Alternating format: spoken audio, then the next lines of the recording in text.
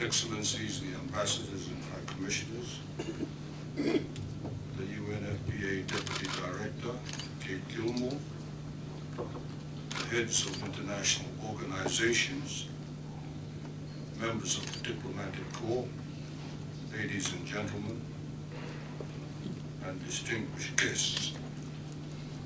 Good morning, Nisam Bulavinaka, Salam Alaikum, Namaste.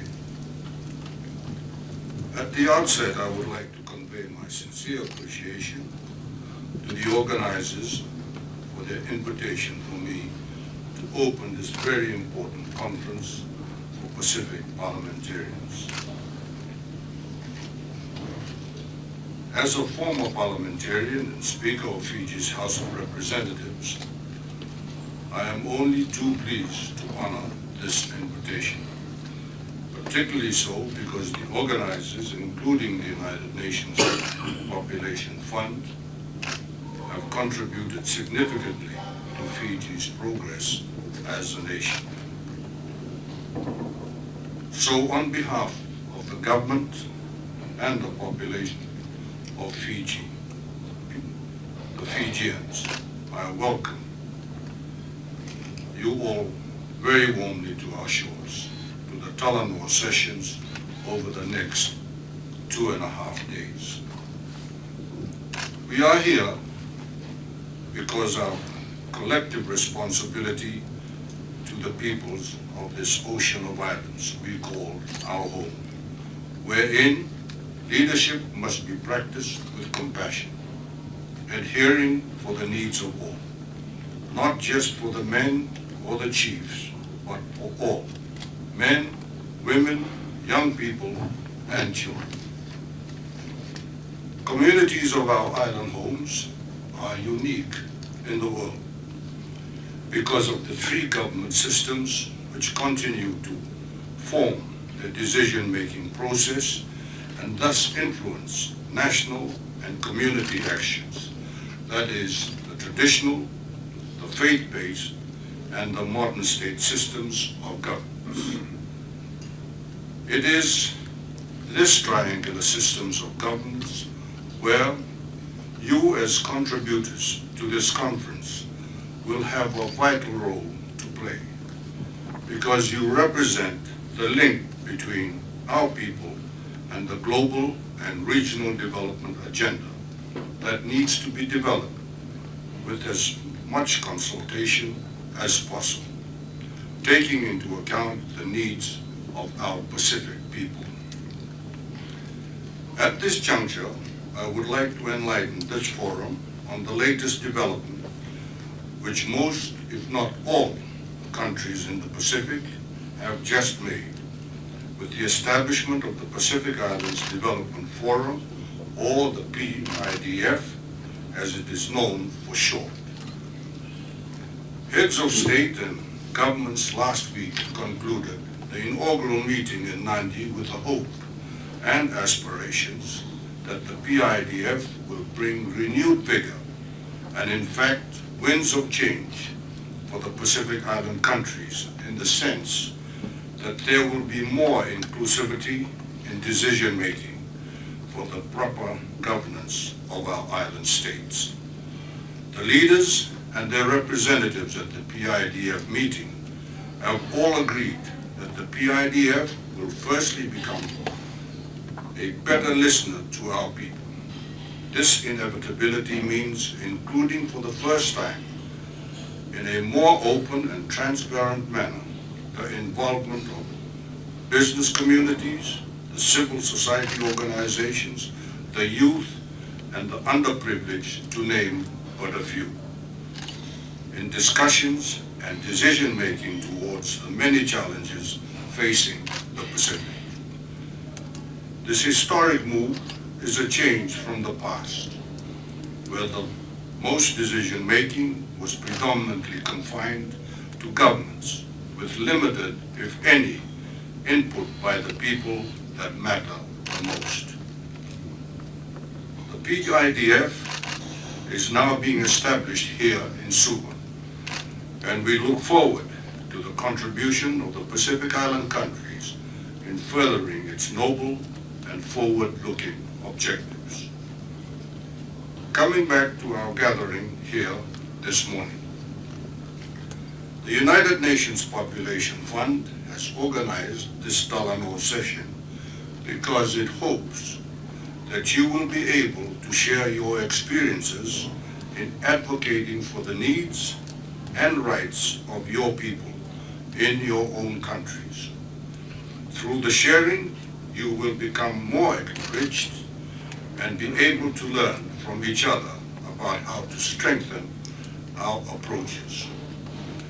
As leaders, it is our responsibility to honor this Talanoa with honesty and realistic contributions to ensure the establishment of a program of development that will empower our people towards realizing their basic human rights and towards ensuring that all our people have access to essential services. 20 years ago, in Cairo, Egypt, the International Conference on Population and Development marked a historic moment in our development history, when it shifted the focus on population and development from population as a number or a statistic to a human rights-based approach. 179 countries, including the Pacific Island countries, attended the conference, the ICPD, where it firmly established that women's empowerment and gender equality were at the forefront with and among the development priorities and its program of action, and in endeavoring to ensure that everyone counted. The countries at the ICPD signed an ambitious program of action that committed all of us to provide universal access to family planning and sexual and reproductive rights and health services ensuring gender equality, to the empowerment of women, and to equal access to education for girls. We as leaders are committed to addressing the individual social and economic impact of urbanizations and migration, and to supporting sustainable development in the light of population dynamics. The International Conference on Population and Development, followed by the Millennium Development Goals in 2000, provided to the world and to the Pacific a framework and a set of goals to work towards.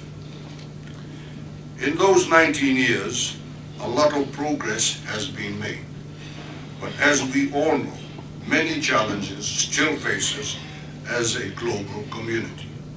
For example, mothers and children continue to die preventable deaths during childbirth. Girls continue to have unintended pregnancies. Women continue to be subjected to violence. Sexually transmitted infections and new HIV infections continue to occur. And very few women are elected to public office to serve as leaders. In the Pacific, we also know well the environment challenges that threaten our communities and development initiatives. We understand the impact of social and economic stresses that entice the brightest of our youth to work in more lucrative positions overseas. On the other hand, we can be proud of what we have achieved so far in the region. Most Pacific Island countries are on track to achieve universal primary education and gender parity in schools, although the quality of education remains a concern. Life-saving treatment for HIV is provided to all those who need it, and protocols have been put in place in a number of countries to eliminate mother-to-child transmission of HIV. Maternal mortality rates seem to be improving in most Pacific Island countries, and many countries report that close to 100% of births are attended by a skilled birth attendant. The recent review of progress on the implementation of the ICPD Program of Action in the Pacific shows other notable signs of progress. The number of countries with national population policies is steadily increasing, and sexual and reproductive health have received considerable attention, with improvements on integrating them into primary health care. However, there is an urgency to pay attention to the significant challenges that remain. Low contraceptive prevalence rates in many countries have led to high fertility rates. Young women and men do not have access to the information, tools, and services that they need to make decisions related to their sexual and reproductive health. The result is very high rates of teen fertility and sexually transmitted infections in a number of Pacific Island countries. In 5 countries in the Pacific, over 60 young women out of 1,000 between the ages of 15 and 19 give birth each year. Chlamydia rates are about 20% in 8 Pacific Island countries, and the rates are often more than double for young people. Unplanned pregnancies put women at higher risk for unsafe abortion and its complications. We are fortunate that HIV rates have remained low, but they must be constantly addressed, advocated for, and reversed. There is no room for complacency, which is the biggest enemy in response. With risky behavior, such as changing sexual partners frequently, having more than one sexual partner, having sex with casual partners and sex workers without protection, the low rates of condom use, the prevalence of HIV-related stigma and discrimination, the creeping and steady increases in new infections annually means that the HIV explosion remains on course and is a threat. Gender-based violence and sexual violence continue to be an unacceptable scourge that pervades our communities, and the rates are embarrassingly high. Governments recognize the need for healthcare services to help victims and the need to strengthen referral mechanisms that would allow a survivor of violence to timely, effective, and safe access to protection, psychological care, or even a short-term shelter in most communities. The ICPD review in the Pacific also highlighted the persistent gaps in the realization of rights and social protection for vulnerable groups, such as the elderly, children, youth, and people with disabilities. Management of increasing urbanization and planning for both internal and external migration remain limited. Integration of population and sexuality education issues into the education system is still underdeveloped. Enabling women to enjoy full participation in political and economic arena remains elusive for most Pacific Island countries. Your contribution to this Talanoa will determine, for the most part, the legacy we, as leaders today, leave behind. You are at this conference because of your knowledge in relation to the experiences of your families, your communities, and your island nations. You know firsthand what is affecting our people, what is important to us, and what we expect of our governments. You can, and it is our hope that you will, play your part in creating a renewed commitment to the further development of our Pacific Island societies. My own personal experience in working with young people to address the threat of HIV and AIDS in the Pacific has shown me that we must redouble our efforts to ensure a bright, sustainable future for Pacific Islanders.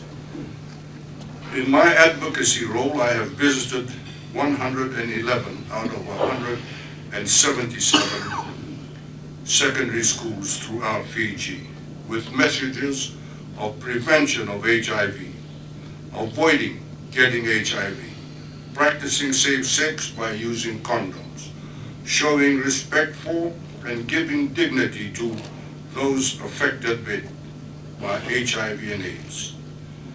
I have seen the creativity, energy, and passion of young people in action. I have also heard their pleas to us as leaders to hear them and to take action. Young people in our region comprise 1/5 of our population. I had the pleasure of meeting some of their representatives in a meeting in Nandi last month. They were formulating a collective voice to the Pacific Small Islands Developing States preparatory meeting a week later. And what a powerful, loud and clear voice they resonated. Young people are calling for Pacific leaders to work with them because they want quality education for all young people and decent jobs. They want to lead the way in addressing climate change. They want to ensure a healthy life and prevent non-communicable diseases and to attain sexual and reproductive health. I can think of no greater responsibility of governments than to respond to the needs and the challenges of our young people. I pledge to take up that responsibility, and I urge each one of you to do the same. We are nearing the end of the commitments made in the ICPD Program of Action and the Millennium Development Goals, and we have yet to fully achieve some targets. The global community over the coming year and a half will be defining the shape and projection of development in the years to come. We in the Pacific have the opportunity to make a strong and important contribution towards our collective future. Allow me to make some suggestions to you as leaders in the Pacific. First, let us involve our communities in the discussions, in particular women and young people. We need to build partnerships and mechanisms for stakeholders' engagement so that we are representing the true perspective of the Pacific. We need to organize community levels, subnational, national, and regional consultations that include all of the voices of our communities. Women and young people should be included as meaningful members of our delegations to regional and global discussions. And we must be accountable to our communities through transparent and open dialogue. Second, let us put the future of our children and our young people at the focus of our efforts. Let us do as they ask of us and to take action to give them the education they deserve, the health they have a right to, the jobs they desire, and the sustainable planet they need. Let me use the example of sexual and reproductive health, which seems appropriate for this audience and allows me to draw from my own HIV work. We need to ensure that women and men are able to make informed choices about their sexual and reproductive health, and this includes young people. In this regard, we need not only to target young people in schools, but also those who are out of school, as well as parents and the communities. The involvement of parents is critical to ensure that they also have a good understanding of the nature of the issues that are raised by young people. Through my experience in schools in Fiji, it is clear to me that young people need and desire information about sexuality and sexual health. We have to break down the barriers to young people accessing services to protect and promote their health. Some young girls still have the assumption that they cannot get pregnant through their first sexual encounter. This challenges to ensure accurate information is accessible to young girls. We should ensure that every pregnancy is wanted and that every child birth is safe by providing access to family planning and making quality antenatal and postnatal care universally available.